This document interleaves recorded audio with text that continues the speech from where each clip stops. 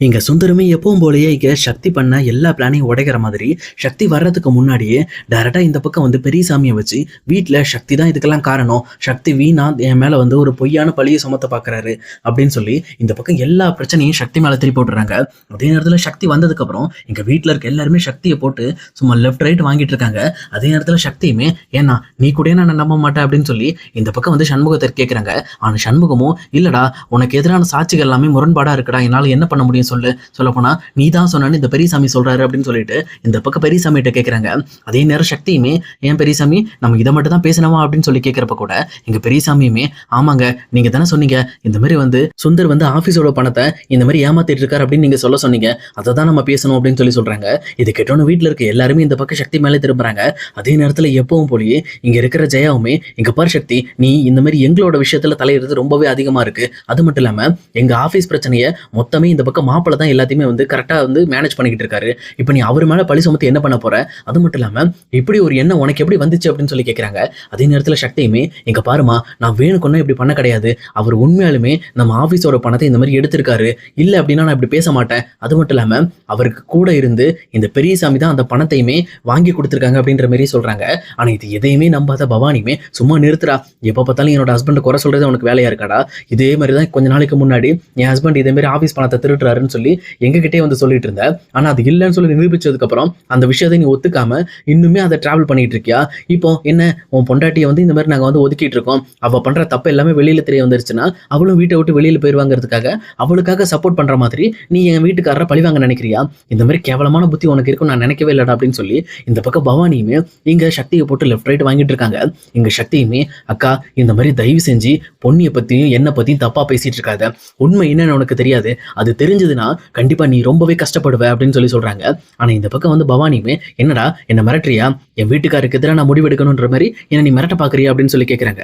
ஆனா இந்த பக்கம் சக்தியுமே இங்க பாருக்கா, இந்த உண்மை ஒரு நாள் உனக்கு வெளியில தெரிய வர்றப்போ நீ ரொம்பவே கஷ்டப்படுவ, ஆனா ஒண்ணு மட்டும் இந்த வீட்டுல நான் சொல்லிக்கிறேன், இங்க சுந்தர் அந்த பணத்தை ஏமாத்தினது உண்மை, ஆனா இப்ப எனக்கு எதிராக நீங்க எல்லாம் பேசுறீங்க பாத்தீங்களா, இப்பதான் புரியுது பொண்ணு இந்த இடத்துல எவ்வளவு கஷ்டப்பட்டிருப்பான்னு சொல்லிட்டு, ஏன்னா உண்மையே இந்த வீட்டுல வந்து சொன்னா கூட அதுக்கு மதிப்பில்லை அப்படிங்கிறத நான் இப்பதான் புரிஞ்சுக்கிட்டேன், இந்த வீட்டுல இருக்க யாரையுமே நான் இனிமேல் மனுஷங்களை கூட மதிக்க மாட்டேன் அப்படின்னு சொல்லி சக்தியுமே ரொம்ப கோபத்தோட அந்த வீட்டை விட்டு வெளியில போறாரு.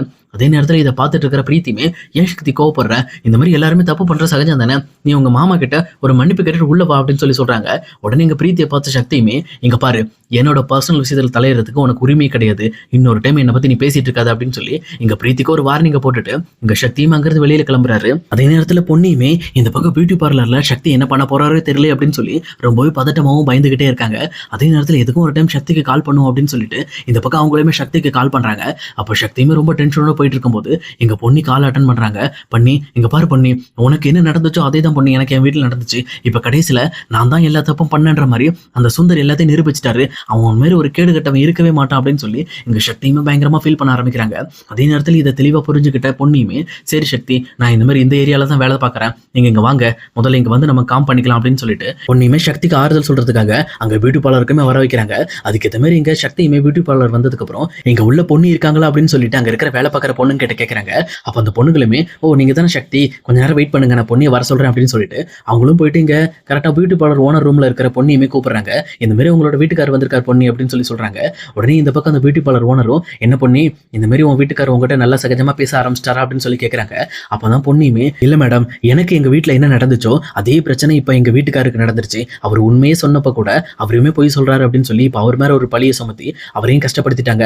அவர் ரொம்பவே டென்ஷனாகவும் ரொம்பவே வந்து நர்வஸாகவும் இருக்காரு, அதனாலதான் சரி நான் அவரை கொஞ்சம் காம் பண்ணலாம் நீங்க வர சொன்னேன், நான் கொஞ்ச நேரம் அவர் கூட போய் பேசிட்டு வரலாமா அப்படின்னு சொல்லி கேட்கறாங்க. உடனே இந்த பியூட்டி பார்லர் ஓனர் மேடமும் பரவாயில்லம்மா நீ போய் பேசிட்டு வா, உன் குடும்ப பிரச்சனை நீ தான் பேசி சால்வ் பண்ணணும் அப்படின்னு சொல்லிட்டு அவங்களுமே இந்த பக்கம் பொண்ணுக்கு பர்மிஷன் கொடுத்து அனுப்பி வைக்கிறாங்க. அதே நேரத்துல பொன்னியும் சக்தியும் நடந்துகிட்டு இந்த பக்கம் ஒரு பார்க்குக்கு வந்துடுறாங்க.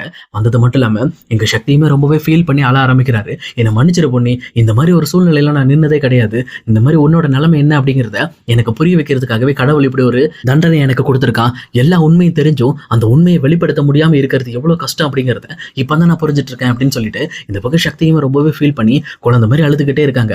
ஆனா இதை பார்த்துட்டு இருக்க பொண்ணியுமே இங்க பாருங்க சக்தி, நீங்க இப்படி அழுதா அப்ப பவானி அக்காவோட வாழ்க்கையை யார் காப்பாற்ற முடியும், இங்க பாருங்க நீங்க எல்லார மாதிரி யோசிக்காதீங்க, நீங்க கொஞ்சம் டிஃப்ரெண்டா யோசிக்கணும், உண்மை சொல்லப்போனா சுந்தர் எந்த அளவுக்கு ஸ்மார்ட்டா யோசிச்சு பிளான் பண்ணி நம்ம எல்லாரையும் மாட்டி விட்டுட்டே இருக்காரோ அதே மாதிரி சுந்தர் செய்யற தப்பையுமே அவருக்கே தெரியாம நம்ம ஸ்மார்ட்டா வெளியில கொண்டு வரணும், நீங்க டைரக்டா போயிட்டு இந்த பக்கம் பக்கம் வந்து பெரியசாமி கிட்ட பேசினதான் பிரச்சனை. ஏன்னா பெரியசாமிக்கு கண்டிப்பா தெரியும் சுந்தர் எப்பேற்பட்ட பிரச்சனையை சமாளிக்கிற அளவுக்கு திறமையாவும், அதே நேரத்துல அந்த பழிய வேற ஒருத்தர் மேல போடுறதுக்கு அவருமே வந்து நல்லா ட்ரிக்ஸ் பண்ணி நிறைய பிளான் பண்ணுவாருன்னு தெரியும். அதனாலதான் நீங்க பெரியசாமியை மீட் பண்ண அடுத்த செகண்டே பெரியசாமி கரெக்டா சுந்தருக்கு கால் பண்ணி இந்த விஷயத்தோட சீரியஸ்னஸ் புரிய வச்சுட்டாரு. அதனாலதான் சுந்தர் இப்ப கடைசியில உங்க மேல பழிய போட்டு இப்ப உங்களையும் இந்த வீட்டுக்கு ஆகாதவராக்கிட்டாங்க. அப்ப இதுல இருந்து நீங்க புரிஞ்சுக்க வேண்டியது என்னன்னா, சுந்தரை நீங்க சாதாரணமா நினைக்க கூடாது. அவங்க என்ன பண்றாங்க ஏது பண்றாங்க அப்படின்ற எல்லா ஆதாரமும் நம்ம கிட்ட கையில இருந்தா மட்டும்தான் எந்த ஒரு உண்மையும் நம்ம வீட்டுல கொண்டு போய் நிரூபிக்க முடியும். அதே நேரம் நீங்க பெரியசாமி மீட் பண்ணது நான் தப்புன்னு சொல்லல. ஆனா அந்த அவர்கிட்ட இது தெரியாத மாதிரி நீங்க நடிச்சிருக்கணும். அவர்கிட்ட நீங்க தெரிஞ்சதை காட்டினதான் பிரச்சனை ஆயிடுச்சுன்னு சொல்லி இந்த பக்கம் பொன்னியுமே சக்தி இந்த பிரச்சனைக்குள்ள மாட்டின எல்லா விவரங்களையும் சொல்றாங்க. இது கேட்டவனதான் இந்த பக்கம் சக்திக்குமே புரியுது. ஆமா பொன்னி, நீ சொல்றது எல்லாமே சரிதான். கண்டிப்பா இதுக்கு மேல அந்த சுந்தர் என்ன பண்றான், யாரு எதுக்காக இந்த பணத்தெல்லாம் திருடுறான் அப்படின்ற எல்லா விஷயத்தையும் கண்டிப்பா நான் ஆதாரத்தோட நிரூபிப்பேன். இதுக்கு மேல பாரு, அவனை பத்தியான ஆதாரங்களை தேடுறதா என்னோட வேலை அப்படின்னு சொல்லி இந்த பக்கம் சக்தியுமே ஆர்வமாயிடுறாரு. அதே நேரத்துல பொன்னியுமே சரி சக்தி, எனக்கு வேற அங்க பியூட்டி பார்லர்ல வேலை இருக்கு, நான் போய் ஆகணும் அப்படின்னு சொல்லிட்டு சொல்றாங்க. உடனே இந்த பக்கம் சக்தியுமே ஏன் பொன்னி நானும் கூட வந்து அங்க விட்டுட்டு வரலாமா அப்படின்னு சொல்லி கேட்கறாங்க. இங்க பொன்னியுமே எதுவும் சொல்லாம அமைதியா இருக்காங்க. அதே நேரத்துல சக்தியுமே பொண்ணு கூட வந்துட்டு, ஏன் பொன்னி இந்த மாதிரி வந்து சுந்தர் சம்பந்தப்பட்ட விஷயத்த எதுக்காக நீ என்கிட்ட சொல்லணும்னு நீ விருப்பப்பட்ட அப்படின்னு சொல்லி கேட்கறாங்க. அப்ப பொன்னியுமே இருந்துக்கிட்டு, ஏன்னா இது உங்களோட அக்காவோட வாழ்க்கை பிரச்சனை, அதனால கண்டிப்பா நீங்க சரியான முடிவு எடுப்பீங்கன்னு நினைச்சேன். அது மட்டும் இல்லாம ஒரு பக்கம் நீங்க கெட்டவரா இருந்தாலும் இன்னொரு பக்கம் கண்டிப்பா இந்த மாதிரி பாசிட்டிவா யோசிப்பீங்க அப்படின்னு எனக்கு தெரியும். ஏன்னா நீங்க எல்லா விஷயத்தையும் அவ்வளவு தெளிவா நம்ப மாட்டீங்க. அதே நேரம் நீங்களும் கொஞ்சம் கோபக்காரர் தான். உங்க கோபத்தை கண்ட்ரோல் பண்ணீங்க அப்படின்னா கண்டிப்பா எல்லா விஷயத்தையும் உங்களால காப்பாற்ற முடியும்னு சொல்லிட்டு எங்க பொண்ணு லைட்டா ஸ்மைல் பண்ணிட்டு இந்த பக்கம் பியூட்டி பார்லருக்குள்ள போறாங்க. கரெக்டா அவங்க உள்ள போகும்போது அந்த பியூட்டி பார்லர் ஓனருமே இங்க வெளியில வராங்க. வந்தது மட்டும் இல்லாம, என்ன சக்தி எப்படி இருக்கீங்க அப்படின்னு சொல்லிட்டு ரொம்பவே கேஷுவலா இந்த பக்கம் வந்து சக்தியை விசாரிக்கிறாங்க. அப்ப இதை பார்த்த சக்திக்கு சரியான ஆச்சரியம். நான் என்ன உங்களுக்கு தெரியுங்களா அப்படின்னு சொல்லி கேட்கிறப்போ, உங்களை பத்தி எல்லாமே தெரியும், உங்க ஜாதகம் வரைக்கும் பொண்ணு என்கிட்ட சொல்லி வச்சிருக்கா, அது மட்டும் இல்லாம உங்க வீட்டில் நடக்கிற பிரச்சனை வரைக்கும் எனக்கு நல்லா தெரியும். ஆனா இருந்தாலும் உங்ககிட்ட ஒரு விஷயத்த நான் பேசணும்னு நினைக்கிறேன் அப்படின்னு சொல்லி சொல்றாங்க. இந்த பக்கம் பொண்ணு உள்ள போனதுக்கு அப்புறம் எங்க சக்தியை தனியா கூட்டிட்டு போயிட்டு இந்த பக்கம் வந்து அந்த பியூட்டி பார்லர் ஓனர் பேச ஆரம்பிக்கிறாங்க. இங்க பாருங்க சக்தி, உங்ககிட்ட இந்த விஷயத்த நான் சொல்ல வேணாம்னு தான் நினைச்சேன். பட் ஆனா இருந்தாலும் இதை நான் உங்ககிட்ட சொல்றதுனால பொன்னியோட பிரஷர் கொஞ்சம் குறைய ஆரம்பிக்கும் அப்படின்னு சொல்லி சொல்றாங்க. உடனே சக்தியுமே என்னாச்சு மேடம், என்ன பிரச்சனை அப்படின்னு சொல்லி கேட்கறாங்க. அது ஒண்ணு இல்லைங்க, உங்க வீட்டுல 2 பொண்ணுங்க இருக்காங்கல்ல, யாரோ அந்த பிரீத்தி வெண்ணிலான்னு சொல்லிட்டு அவங்க இந்த பக்கம் பொண்ணுக்கு பயங்கரமா டார்ச்சர் கொடுக்குறாங்க. அன்னைக்கு ஒரு நாள் நானே இங்க பொண்ணியை கார்ல இருந்து இறக்கி விட வந்தேன். ஆனா அவங்க எப்போ பார்த்தாலும் பொண்ணியை ரொம்பவே டார்ச்சர் பண்ற மாதிரி பேசுறது, தரகுறவா பேசுறதுன்னு சொல்லி இந்த பக்கம் பொண்ணியை ரொம்ப பிரச்சனை கொடுக்குற மாதிரி பண்றாங்க. அந்த விஷயத்துல அவங்க 2 பேரையும் கொஞ்சம் பொண்ணு கிட்ட இருந்து தள்ளி வைங்க. ஏன்னா அவங்களால பொண்ணு ரொம்பவே டிஸ்டர்ப் ஆகுறாங்க. அது மட்டும் இல்லாம அவங்க மேல எந்த தப்பும் இல்லை அப்படிங்கறத நிரூபிக்கிறதுக்காக அவங்க நிறையவே போராடிக்கிட்டு இருக்காங்க. அதை விட முக்கியமா உங்களுக்கு நான் ஒரு போட்டோ ஒன்று தரேன், இந்த நபரை மட்டும் தயவு செஞ்சு பொண்ணுக்கு தெரியாம கண்டுபிடிங்க அப்படின்னு சொல்லிட்டு இந்த பக்கம் அந்த பியூட்டி பார்லருக்கு வந்த அந்த நாடகக்கார பொண்ணோட போட்டோ தான் கொடுக்குறாங்க. இதை பார்த்தோன்னு இவங்க தான் வந்து பொண்ணு செட் பண்ணதா சொல்லி என்னோட கல்யாணத்துக்கு அடுத்து தான் வந்து எங்க வீட்டுல வந்து சாட்சி சொன்னாங்க அப்படின்னு சொல்லி சொல்றாங்க. ஆமாங்க சக்தி, இவங்க தான். பட் ஆனா இவங்க அப்படி ஒன்றும் சொல்லல, இவங்க வந்து பணத்துக்காக தான் சாட்சி சொல்லியிருக்காங்க. ஏன்னா இவங்களை பத்தி எல்லா டீட்டெயிலுமே நானும் வெளியில விசாரிச்சு பார்த்தேன். அப்பதான் புரிய வந்துச்சு இவங்க இந்த மாதிரி நாடகம் நடிக்கிறவங்க, அதே நேரம் பணத்துக்காக நிறைய இடங்கள்ல போலி நாடகம் போடுறவங்க கூட இவங்க. அதனாலதான் இவங்களை கண்டுபிடிக்க பொண்ணு ரொம்பவே கஷ்டப்பட்டு இருக்காங்க. அதே நேரம் பொண்ணுக்காக இவங்களை உங்களால கண்டுபிடிக்க முடிஞ்சது அப்படின்னா கண்டிப்பா பொண்ணியோட ஆதரவு உங்களுக்கு எப்பவுமே இருக்கும்னு நினைக்கிறேன்னு சொல்லிட்டு அவங்களுமே ஒரு ஸ்மைல் பண்ணிட்டு இந்த பக்கம் வந்து சக்தி கிட்ட சொல்லிட்டு அங்கிருந்து கிளம்புறாங்க. அதே நேரத்துல சக்தியுமே இந்த பக்கம் வந்து பிரீத்துக்கு வெண்ணிலாக்கும் ஒரு பாடத்தை கத்து கொடுத்தாக்கணும். அதே நேரம் இன்னொரு பக்கம் இந்த போட்டோல இருக்கிற இந்த பொண்ணை கண்டுபிடிக்கணும்னு சொல்லிட்டு அவருமே ஒரு முடிவுக்கு வராரு.